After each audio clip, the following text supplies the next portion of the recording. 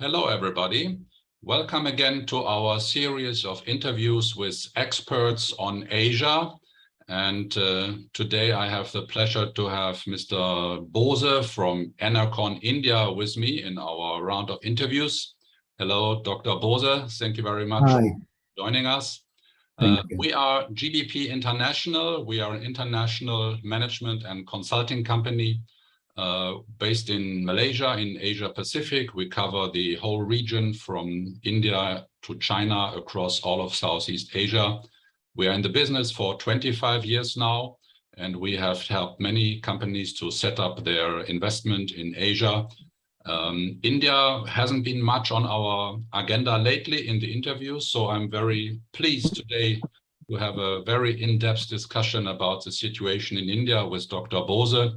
India is very close to my heart since I spent a year there when I was a young apprentice with my previous employer. We have built the Navasheva harbor in Mumbai, and this is where I got my first exposure to incredible India. Dr. Bose, you are running the business of Enercon in India, a German wind energy company. And maybe I'd like to invite you in the beginning to introduce yourself and a little bit of your track record and your history before we dive into our discussion. Thank you very much, Volker, for inviting me. And I first heard about the GBP and about you when I was in Kuala Lumpur. And so it's a wonderful, knowing you and understanding GBP's business and your personal track record and business acumen. Thank you for getting me over here. And just to give you a brief introduction about me, I studied in India and I'm an alumnus of IIM Ahmedabad, India's one of the finest B school. And then I went to the Wharton and Kellogg business schools in the United States. And lastly, my PhD from the Washington International University in the DC. And I have been working for the Germans since last nearly 30 years. I have not worked for anybody except the Germans. The Germans would love to hear that, yes. Yeah. So I'm also allowed to say that because this was one of the finest decisions I made in my life, and I'm very proud that I have very interesting working experience professionally and personally. And I have to tell you in a lighter way that we have finally reached to a stage we have only German friends around. So I started my life with a very interesting company called SCW Eurodrive, which is one of the largest power transmission company. I spent with them for nearly 12 years and established the subsidiary in India, built a beautiful plant and run for the, I worked and I ran the company for about 12 years. And then I moved to up north in the Munster Osnabrück, and wonderful, again, an absolutely interesting technology company called Satex, which is a Mittelstand company, but very innovative and the largest company in the world in advanced composite material, consists of glass, carbon, and aramide. So Enercon and Satex, the owners, they have built the companies nearly in the same time. And Satex has been a very, very strong supplier for Enercon all over the world. So when Enercon came to India, they also asked Satex to put a plant in India to manufacture the glass fiber for building the blades, nozzles, and the nose cone. So the Enercon family is closely known to me for last 20 years. Okay. So the Enercon was the first international company, came to India in 1994 through a joint venture. And this joint venture became the #1 wind energy company in India until 2004. And 2007, and 1994 to 2007. So in 2007, there were a lot of unusual experiences we had in terms of financials, in terms of IP. So we decided to withdraw from India, and we have gone to the court to fight, and it went for 11 years. And after 11 years, in 2017 or 2018 beginning, all the courts awarded us that everything is, Enercon won the cases and the Indian partners were declared bankrupt. So Enercon decided to come a second entry to India in 2018, and that is a re-entry of Enercon.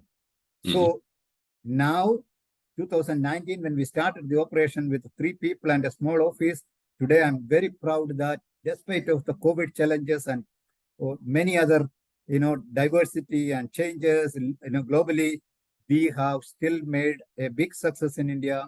In our R&D, come the corporate office in Bangalore, the south of India, we have 200 people. Plus, we have come out with some fabulous business model.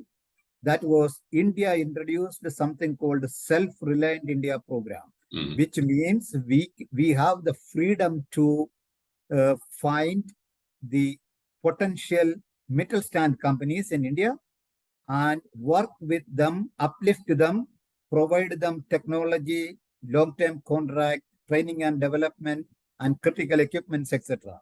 And I'm very pleased to tell you that we have now our generator plant is the most successful plant in the middle of nowhere in a village. We established this plant, but today this plant is absolutely the German quality plant, an international quality plant. We now export from here to the world market. So okay, excellent. Last 2 months time, we have come closely 20 million euro in shipping from India, the generators. Okay, so these are thank you. These are the generators which are the largest generators ever built in India, which is 4.2 megawatt turbine generators. We will now start the 5 megawatt and 6 megawatt turbine generators in India and export from here to all over the world. Our tower, the first time Enercon is building the modular steel tower in India, and this tower plant is getting ready. Another 2 months time, we will start export these towers all around the world. Our blade plant is almost ready, and maybe another 4 months time, we will start export the longest blade ever built in India from our Indian plant to the global market. Excellent. So India is our global export hub. Excellent. So this is the brief story of Enercon and me. Thank you very much. A very impressive story, and I thank you for the quite broad introduction. And I think it is important to understand where you and Enercon are coming from, and especially the story where you said Enercon was in a kind of big problem situation. Absolutely. And we have seen over the years many companies, not only from Germany, who got into trouble in India for all sorts of reasons. And many companies packed their bags and they went home very frustrated. And they said, well, we will never come to India again because we had all kinds of trouble. So your case study is an example that you have to have trust in the long run. You also have to have, let's say, a marathon mentality, which I believe is very important in India, because things do take their time and not all companies have the patience and the budgets to support that. So Enercon is a very good example that things can turn out to the better side. And I'm happy to hear that story, because we need good stories these days in times of turbulence. Yes, because of Enercon's this coming back to India and investing heavily, there are so many Mittelstand companies contacting me, asking me a lot of questions, which can be a 20 million euro company, a 200 million euro company, or a 2 billion euro company. Yesterday, I had a dinner with a team of German professionals.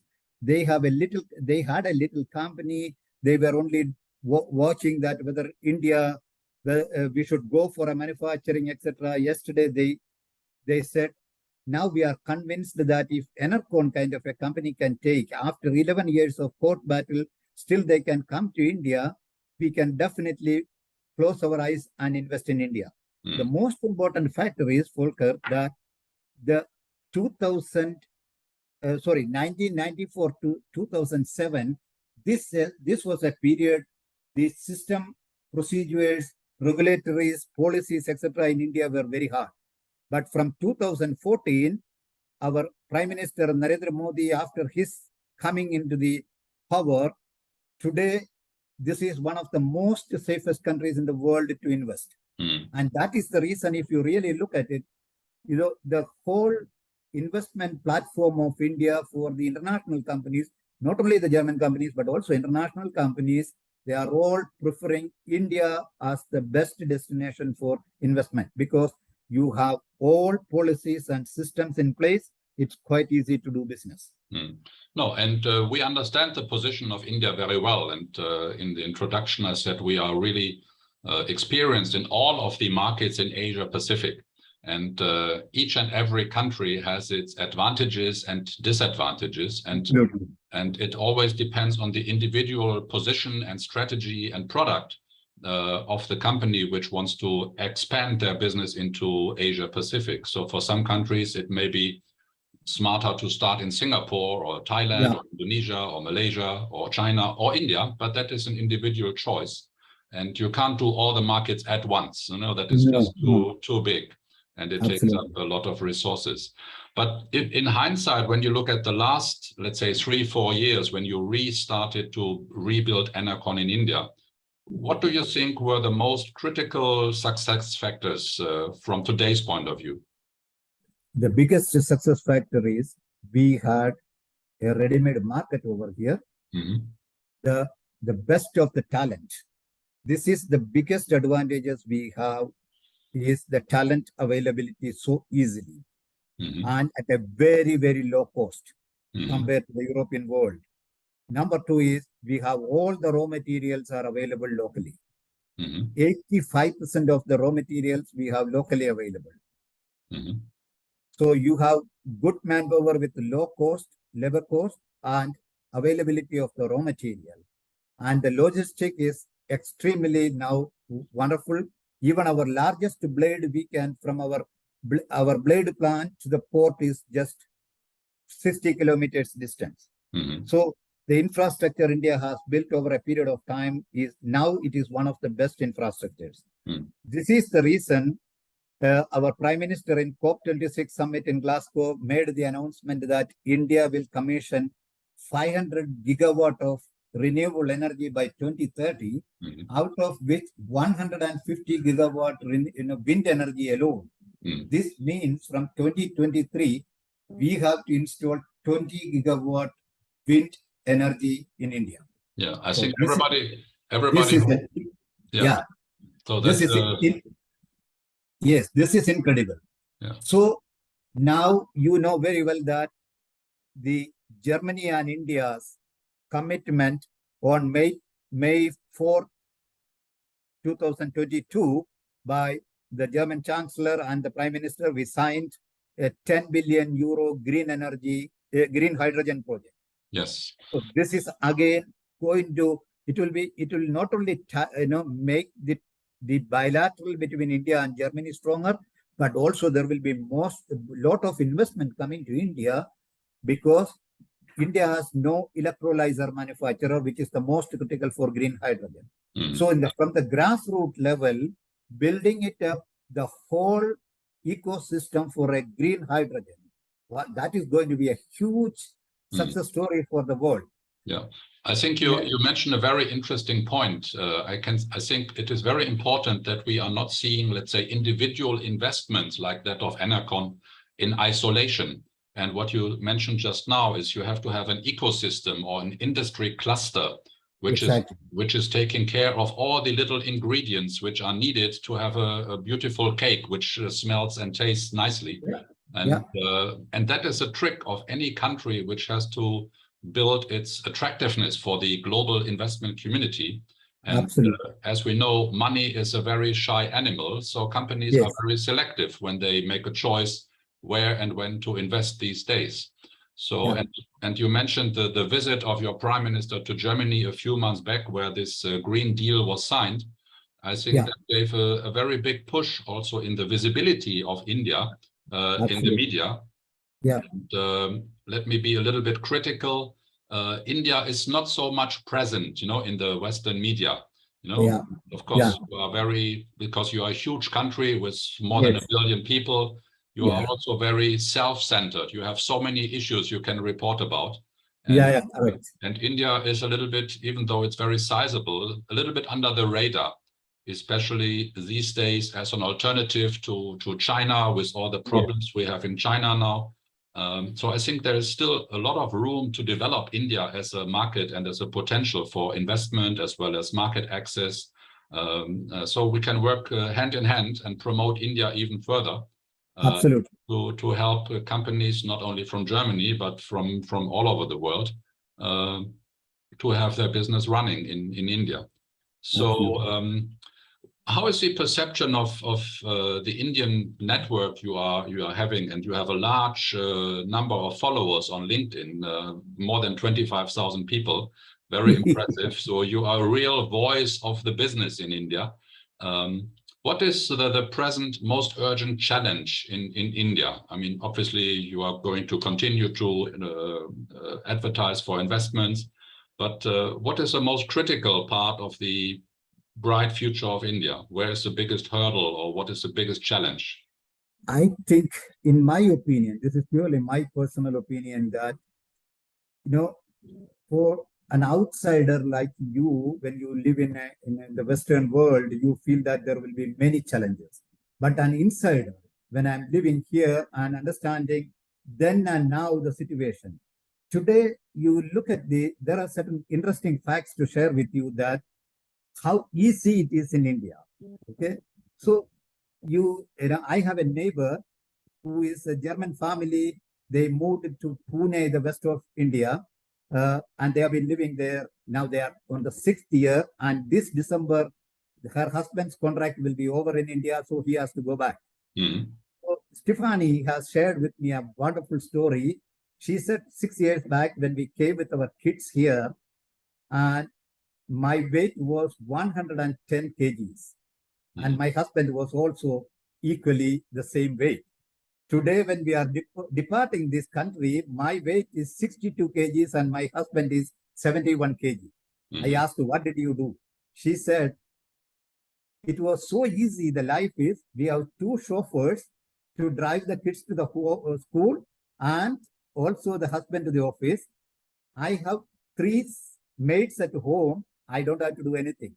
All the time I spent in the swimming pool and the fitness center, and all the absolutely the nutritional food always on the table, and the maid called me and said, ma'am, your diet food is ready, please come. So she says, I am so sad. Unfortunately, in spite of the best effort of my husband, the company cannot give him an extension because 6 years is over. So the same thing now, the Mercedes managing director also is leaving India by end of this year, and anybody who comes to India at the moment, they all say that, will we have a chance to stay back? This itself proves that there is a huge comfort level for the people in this country at the moment. Volker, as a lighter note, I want to share with you that I used to be a visiting faculty of many of the universities and B schools in Germany, and I used to ask the students in 1999, would you like to come to India? They said, no, India is dangerous. And from 2001, I think I was instrumental to bring nearly 1,500 students for exchange program. And all these students says that, what a great experience. One of the students, she wrote to me saying that, I have seen what is unseen. I have heard what is unheard. I understood what is ununderstood. So she said, anytime I get an opportunity, I would like to come here in this country again. I cannot agree more, and we all know in business, seeing is believing, and absolutely. Wherever I did business in the past 25 years, when people come personally, physically, they experience the way of doing things. It is so different from what you read or hear, or when you have webinars or when you read a book. Seeing is believing. Absolutely. Taste the sight, the sounds, the people, and the warmth of the people in Asia, not only in India. It is a unique experience which has changed my life, to be very honest. And I cannot agree more with you. The quality of life across Asia is fantastic, and I can only recommend everybody from small to old age, just go and travel and experience for yourself.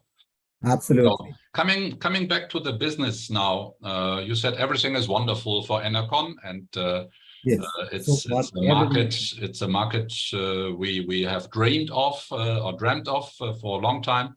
And everybody who reads the reports knows India is a huge market for wind power, solar power, etc. That is all good news.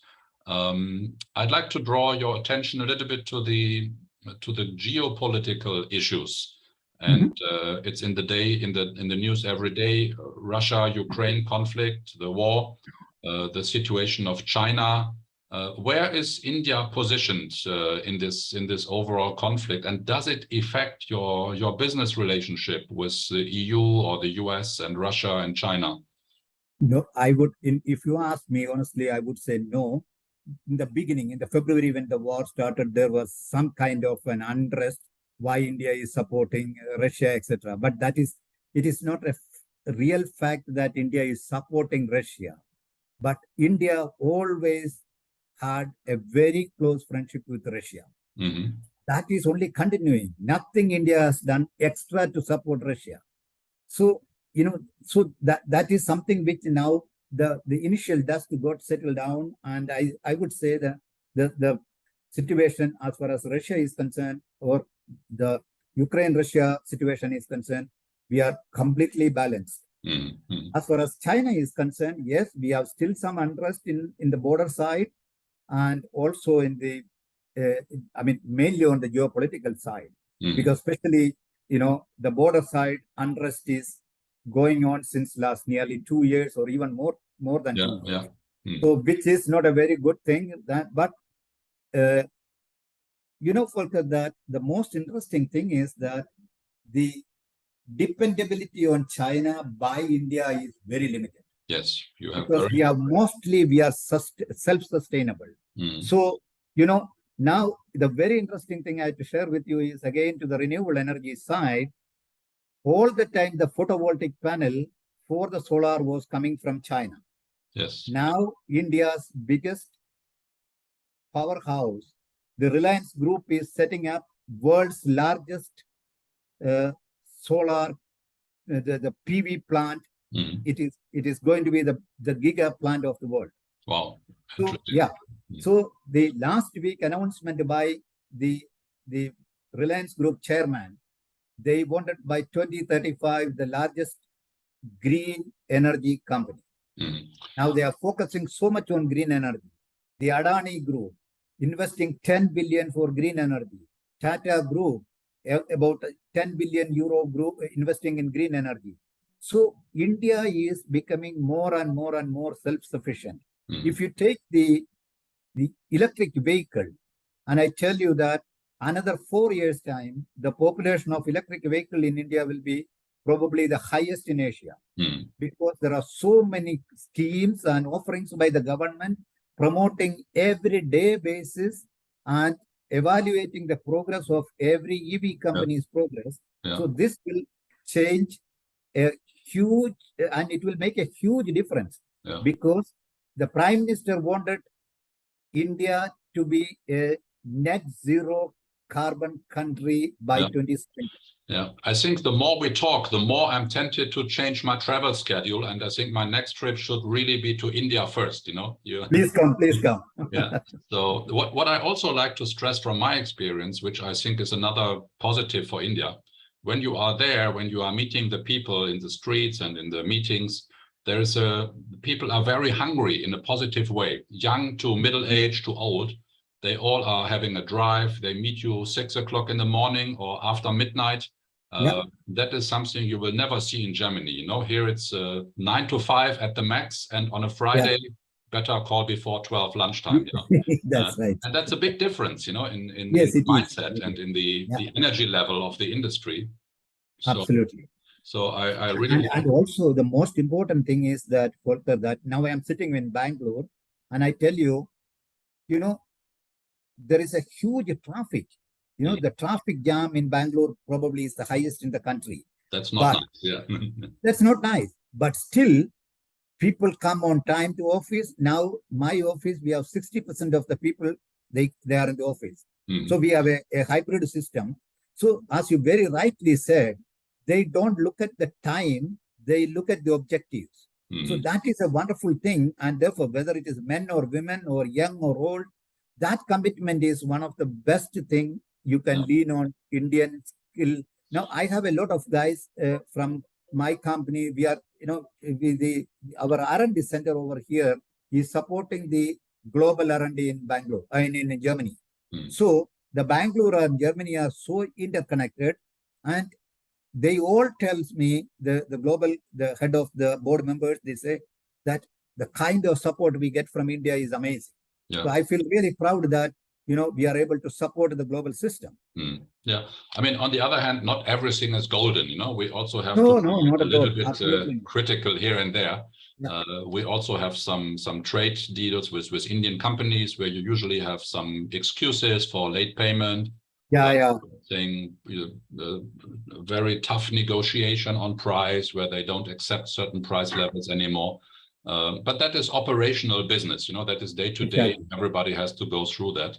Another point which our audience is also maybe not that much aware of is that India also runs many of the most successful companies in the world, where the CEO is of Indian origin, I'd like to say. Absolutely. You name Microsoft, you have Pepsi, you have Google. So this is, if you look at it, it's amazing, and this is also another proof that India is a source of energy, of wisdom, of technology, of know-how. And I'd like to continue to deal with my Indian friends and visit India as soon as possible again to make a little contribution to the very friendly cooperation we have between our countries.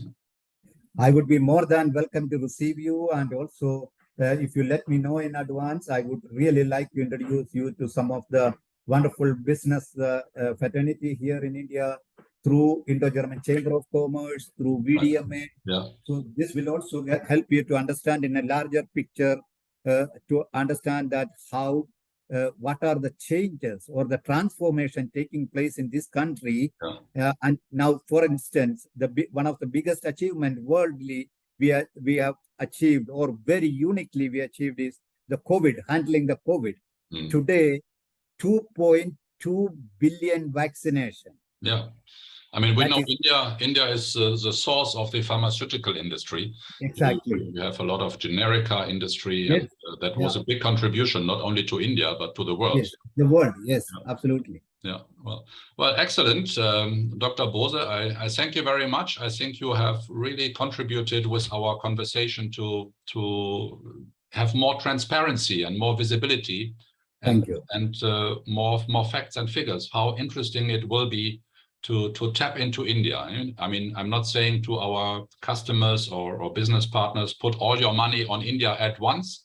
Go in a structured and planned way, design a process and make a project plan. We are happy to support that with people like Dr. Bose, who are in India, who can share their experiences and guide us together. So I'm sure that the investment of Western companies into India will continue to increase. And likewise, whenever you are here in Germany again, please call on us, and we are happy to invite you for a nice beer and drink over dinner. Wonderful. I will do that. All right. Thank you very much, Dr. Bose. Greetings to India. Namaste, and all the best for the future. Thank you. Thank you very much, and all the best to you as well.